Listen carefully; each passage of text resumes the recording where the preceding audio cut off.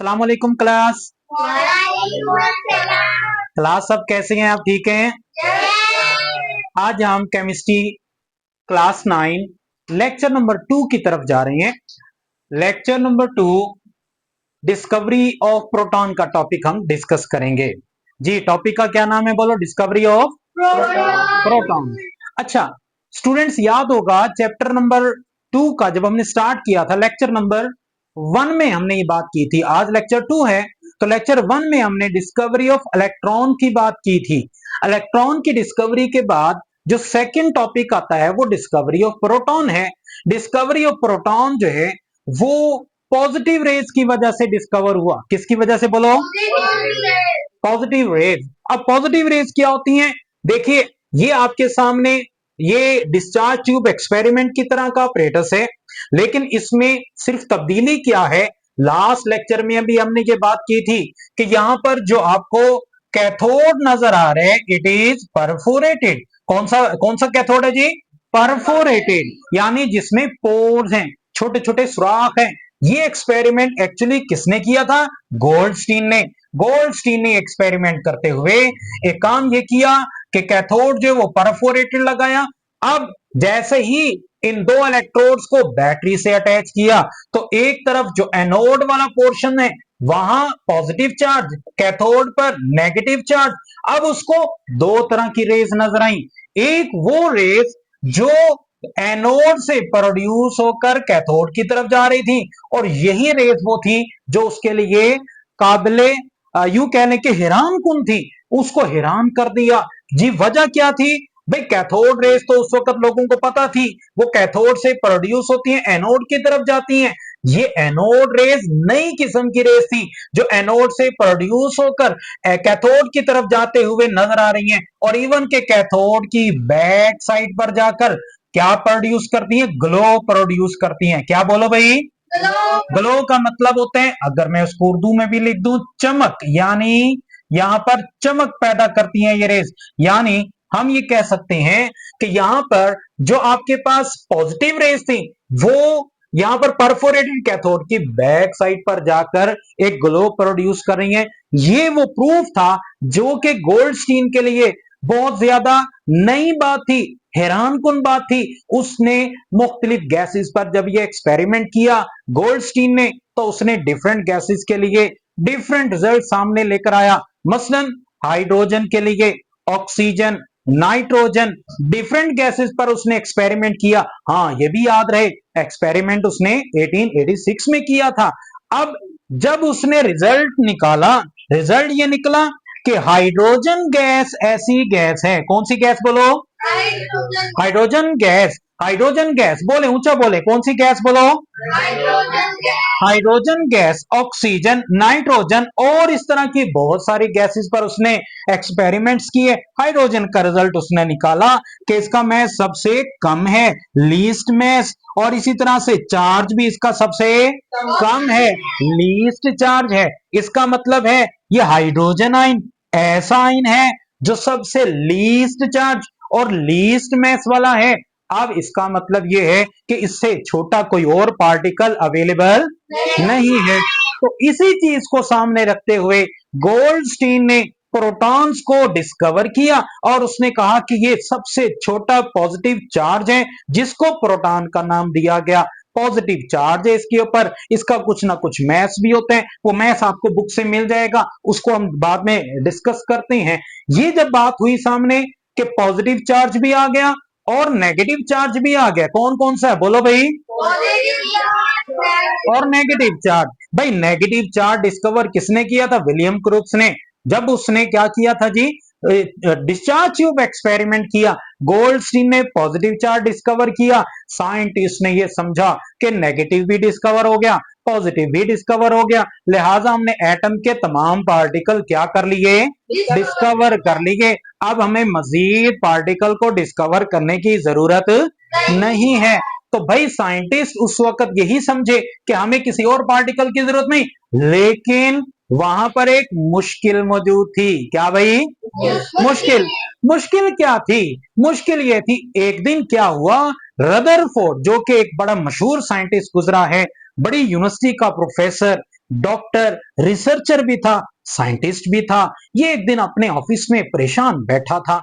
अब उस परेशानी में इसका एक स्टूडेंट जिसका नाम जेम्स चैडविक है, 1933 की ये बात है। कब की बोलो? 1933। यानी आपसे तकरीबन 90 साल पुरानी ये बात है, 90 इयर्स ओल्ड ये बात है। तो उस वक्त जो जेम्स चैडविक था उसने अपने टीचर रदरफोर्ड को जब परेशान देखा तो उनसे पूछा कि सर जी क्या मुश्किल है? क्या पूछा जी? रदरफोर्ड थोड़ा सा परेशान तो था ही, उसकी तरफ देखकर थोड़ा उसको उम्मीद बंधी कि किसी स्टूडेंट ने आखिर मुझसे पूछा तो सही कि क्या मुश्किल है। उन्होंने बताया कि भाई मुश्किल ये है कि जब हम एटम का मैस कैलकुलेट करते हैं पेपर पर तो वो मैस कम आता है, और वही एक्सपेरिमेंट करते हुए जब हम मैस कैलकुलेट करते हैं वो मैस ज्यादा आते हैं। बोलो, दो तरह का काम किया। एक वो काम जो कि पेपर पर किया, किस पर किया बोलो? पेपर पर जब एटम का मैस कैलकुलेट करते हैं वो एटम का मैस कम आता है। बोलो, एटम का मैस यानी थ्योरेटिकल मैस कम है और प्रैक्टिकल मैस ज्यादा है। ही hit upon a plan.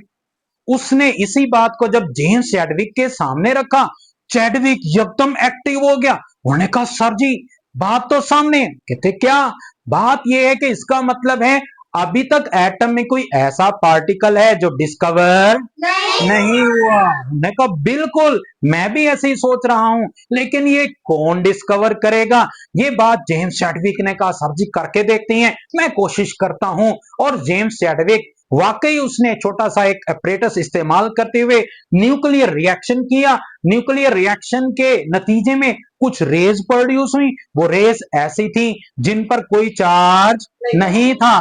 Charge ना होने की वजह से जेम्स चैडविक ने उनका नाम न्यूट्रॉन्स रखा। क्या नाम रखा बोलो? न्यूट्रॉन। क्या नाम है भाई? क्लास बोले। न्यूट्रॉन। न्यूट्रॉन का नाम क्यों न्यूट्रॉन था? क्योंकि उनके ऊपर ना तो नेगेटिव चार्ज है और ना ही पॉजिटिव चार्ज है। अब जब मैस का पता चलाया, मैस बहुत ज्यादा था। कितना भाई? भाई न्यूट्रॉन का मैस जो है वो 1840 टाइम मोर देन इलेक्ट्रॉन, और इसी तरह से 1836 टाइम हैवियर देन प्रोटॉन। तो याद रखें स्टूडेंट, ये जो मैंने छोटी सी आपको कहानी सुनाई, ये कहानी आपको याद करने के लिए है। कोई भी टीचर इस तरह नहीं बताएगा। क्यों? क्योंकि जब आप ये कहानी सुनोगे तो कहानी सुनने से चीजें याद हो जाएंगी। बोलो, कहानी सुनने से चीजें याद हो जाएंगी। आपको कहानी शुरू से याद है ना? मैंने शुरू किया था भी रदरफोर्ड और जेम्स चैडविक की परेशानी से, और उस परेशानी से आखिरकार क्या चीज डिस्कवर हुई? न्यूट्रॉन डिस्कवर हो गया। उन्होंने मसले का हल निकाल लिया, न्यूट्रॉन को डिस्कवर किया। पता चला जी मैस बहुत ज्यादा है इसका, इलेक्ट्रॉन प्रोटॉन से सबसे ज्यादा, और चार्ज चार्ज कोई नहीं है, न्यूट्रल है। इसीलिए जेम्स चैडविक ने कहा कि सर जी, किसको बात की? रदरफोर्ड को, कि भाई सर जी ये पार्टिकल क्यों डिस्कवर होने से रह गया? कहते क्यों? क्योंकि ना तो इस पर नेगेटिव चार्ज है और ना ही पॉजिटिव चार्ज है। लो भाई, न्यूट्रॉन के डिस्कवर होने की देर थी, साइंटिस्ट ने खुशियां मनानी शुरू कर दी। लो भाई, हमने एटम को मुकम्मल कर लिया। यहाँ पर ट्रिनिटी का एक कंसेप्ट है। ट्रिनिटी, कुछ वर्ड्स, ये कुछ बुक्स में ये वर्ड इस्तेमाल हुआ है। ट्रिनिटी का मतलब तीन पार्टिकल। कितने पार्टिकल? कौन कौन से? इलेक्ट्रॉन, बोले भाई, इलेक्ट्रॉन, प्रोटॉन और न्यूट्रॉन। ये तीन पार्टिकल्स जब डिस्कवर हो गए तो इसका मतलब है उस वक्त एटम के पार्टिकल कंप्लीट हो गए। साइंटिस्ट ने कहा कि भाई अब हमारे पास ऐसा प्रूफ है जो हम कह सकते हैं कि थ्योरेटिकल मैस और प्रैक्टिकल मैस दोनों बराबर आना शुरू हो गए, क्योंकि हर दफा जब भी कैलकुलेशन करते तो न्यूट्रॉन के मैस को ऐड कर लेते, जिससे जवाब ठीक आने लग गया। तो ये बहुत बड़ा कदम था। जब साइंटिस्ट ये सब कुछ खुशियां मनाकर जरा थक गए तो एक साइंटिस्ट आगे आया। उसने कहा कि भाई खुशी तो मना ली। उन्होंने कहा हाँ जी, पहले ये तो बताओ ये तीनों पार्टिकल एटम में अरेंज कैसे हैं? सब लोग सोचने लग गए, हाँ बात तो ठीक है कि भाई इलेक्ट्रॉन कहाँ मौजूद है, न्यूट्रॉन कहाँ मौजूद है, प्रोटॉन किसके साथ फिर रहा होता है। भाई फिरने की बात तो हम ऐड कर रहे हैं ना, अदरवाइज तो साइंटिस्ट उस वक्त परेशान हो गए। ये सवाल करने की देर थी, साइंटिस्ट ने फिर से एक्सपेरिमेंट करना शुरू कर दिए ताकि पता चला सके कि एटम के अंदर पार्टिकल्स की अरेंजमेंट कौन सी है। तो एटम की अरेंजमेंट में जो सेकंड या यूं कह लें कि नेक्स्ट स्टेप आया, that is the discovery of nucleus. और डिस्कवरी ऑफ न्यूक्लियस की बात किसने की थी? रदरफोर्ड ने खुद की थी। किसने की थी बोले? अब रदरफोर्ड ने जब ये बात की तो ये रदरफोर्ड का एक्सपेरिमेंट था जिसको हम रदरफोर्ड एटॉमिक मॉडल के नाम से जानते हैं। उसने एक छोटा सा एक्सपेरिमेंट किया, उसका नाम है गोल्ड फॉयल एक्सपेरिमेंट। साइंटिस्ट जो यहां पर एक्सपेरिमेंट करते हैं ना, दो मेन काम करते हैं। नंबर वन, एक्सपेरिमेंट के दौरान मुशाहिदा क्या किया, ऑब्जर्वेशन क्या थी। पहला पॉइंट क्या होता है बोलो? ऑब्जर्वेशन क्या थी? बोलो भाई, अलिया आप नहीं बोल रहे। ऑब्जर्वेशन क्या थी और उस ऑब्जर्वेशन की बुनियाद पर हमारे पास रिजल्ट क्या निकलता है? दो चीजें, यानी मुशाहिदा करना और उससे नतीजा अखज करना। क्या बात? नंबर वन, मुशाहिदा करना और उसे नतीजा अखज करना। यानी इंग्लिश में अगर हम बोलें कि ऑब्जर्वेशन वर्सेस कंक्लूजन, हम उसमें से नतीजा भी निकालते हैं, कंक्लूड भी करते हैं। जब रदरफोर्ड ने अपना एक्सपेरिमेंट किया तो उसने क्या किया? गोल्ड फॉयल लिया। गोल्ड फॉयल आपको पता है ये बिल्कुल बारीक सी पतरी थी, फॉयल थी गोल्ड की बनी हुई, सोने की बनी हुई। उसने क्या किया? गोल्ड फॉयल के ऊपर अल्फा पार्टिकल को बम्बार्ड करवा दिया। तो उसमें से उसको तीन तरह के अल्फा पार्टिकल्स मिले। सामने उसने यहां पर डिटेक्टर भी लगाया। अच्छा, उसने डिटेक्टर जब यहां पर लगाया तो और ज्यादा भी, और इसका मतलब है पूरे अपरेटस के इर्द गिर्द उसने डिटेक्टर की प्लेट लगा दी, जिसके ऊपर उसने क्या लगाया था जी? Zinc sulphide. क्या लगाया था बोलो? ये जिंक सल्फाइड जो है, ये जब भी अल्फा पार्टिकल इसे स्ट्राइक करेगा तो वहां पर एक छोटा सा पॉइंट, एक नुक्ता बन जाता है, जिससे पता चलता है कि यहां पर आकर अल्फा पार्टिकल ने बम्बार्डमेंट की है। तो ये जो मैंने सर्कल आपको दिखाया हुआ है, ये एक्चुअली डिटेक्टर है। क्या चीज है बोलो? ये डिटेक्ट करके हमें बताएगा आया कि यहां पर अल्फा पार्टिकल है या नहीं। पहला ऑब्जर्वेशन जो रदरफोर्ड के सामने आई कि many alpha particle passed through gold foil, यानी बहुत सारे अल्फा पार्टिकल जो हैं वो यहां से गुजर गए और यहाँ फ्रंट पे बहुत ज्यादा ग्लो प्रोड्यूस हुआ, बहुत ज्यादा पॉइंट्स यहां पर सामने आए। इसका मतलब है पहला पॉइंट कि बहुत सारे अल्फा पार्टिकल एटम में से गुजर गए, यानी गोल्ड फॉयल में से गुजर गए जो कि एटम्स की बनी हुई थी। हाँ, कुछ ऐसे थे जो कुछ एंगल पे डिफ्लेक्ट हो गए जैसा कि यहां पर मौजूद है। कुछ ऐसे अल्फा पार्टिकल भी थे, दे बाउंस्ड बैक, वो वापस आ गए। अब तीन तरह के अल्फा पार्टिकल्स थे। क्लास याद है कौन कौन से? नंबर वन, वो अल्फा पार्टिकल जो यहां से गुजर गए। बोलो पहले कौन से थे जो यहां से? और वो तादाद में सबसे ज्यादा थे, वो तादाद में सबसे ज्यादा थे। उसके बाद कुछ पार्टिकल ऐसे थे जो डिफ्लेक्ट हो गए, चलते चलते टक्कर लगी और किसी एंगल पर जाकर डिफ्लेक्ट हो गए। तीसरी बात, अगर हम यहां पर देखते हैं कि यहां पर कुछ ऐसे पार्टिकल भी थे जो बाउंस बैक हो गए, आ रहे थे रास्ते में और वापस चले गए। तो तीन तरह के पार्टिकल है।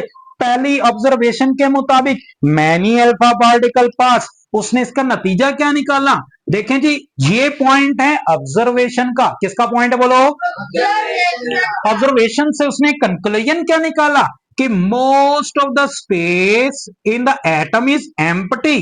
Most space in atom is empty, खाली है। एटम अंदर से बोलो, बोलो बोलो, एटम अंदर से खाली है। ये बात उसको कहां से पता चली? क्योंकि सारे पार्टिकल जो गुजर गए वहां से, उसने यहां से नतीजा निकाला। दूसरी बात कि सम डिफ्लेक्टेड एट एन एंगल, भाई कुछ एंगल पर जो डिफ्लेक्शन हो रही है वो एक्चुअली इस वजह से हो रही है कि अल्फा पार्टिकल पर चार्ज कौन सा है? बोलो भाई, पॉजिटिव चार्ज है, जबकि एटम के सेंटर में भी पॉजिटिव चार्ज है। तो पॉजिटिव पॉजिटिव को रिपेल करेगा। उसने कहा कि सेंटर ऑफ द एटम, बोलो सेंटर ऑफ द, बाकी क्लास नहीं बोल रही, centre of the atom is positive, centre of the atom is positive, ये नतीजा निकाला उसने। और तीसरा पॉइंट, सम बाउंस्ड बैक, कुछ पार्टिकल यहां से वापस आ गए। उसने तीसरे पॉइंट का जो नतीजा निकाला वो सबसे इंपॉर्टेंट है। उसने कहा कि सेंट्रल पार्ट ऑफ एटम, बोलो जी, central of atom is heavier, पूरे एटम से सबसे ज्यादा हैवी पार्ट वो सेंट्रल पार्ट है, यानी न्यूक्लियस का नाम दिया। सबसे पहले उसने, किसने जी, रदरफोर्ड ने न्यूक्लियस का कंसेप्ट दिया, न्यूक्लियस की बात की, और उस न्यूक्लियस के बारे में उसने जो मेन बात की, नंबर 1 न्यूक्लियस यानी सेंट्रल पार्ट सबसे ज्यादा हैवी है, नंबर 2 जो न्यूक्लियस है उस पर पॉजिटिव चार्ज है, इसीलिए तो वो डिफ्लेक्शन शो कर रही है। भाई वापस आने का मतलब ये किसी भारी चीज से जाकर अल्फा पार्टिकल टकराए तो वापस आए ना, तो इसका मतलब है अल्फा पार्टिकल और न्यूक्लियस के दरमियान जो टक्कर हुई उस टक्कर के बाद वो वापस आ रही हैं। तो कहते हैं ना यहां पर some alpha particle they bounce back, heavy part है सेंट्रल एटम, और some deflected at an angle, positively charge है जी न्यूक्लियस। इसी तरह से many alpha particle pass most of the space in atom is empty, ये तीन बातें उसने यहां से डिस्कवर की। और उसके बाद बाकायदा उस वक्त रदरफोर्ड ने एटम की शेप भी बना दी। क्लैपिंग कर दे रदरफोर्ड के लिए भाई। अच्छा भाई, क्लैपिंग जो हुई इसी तरह की क्लैपिंग थी शायद वो भी। तो बहरहाल उस वक्त के साइंटिस्ट बड़े जो ना वो एनर्जेटिक थे, उन्होंने देखा कि रदरफोर्ड ने उनके सामने सेंट्रल पार्ट को पॉजिटिव लिखा, सेंट्रल पार्ट को बोलो पॉजिटिव लिखा, और इलेक्ट्रॉन को लिख दिया जी ये इलेक्ट्रॉन इस तरह से न्यूक्लियस के इर्द गिर्द मौजूद है, बोलो न्यूक्लियस के इर्द गिर्द मौजूद है।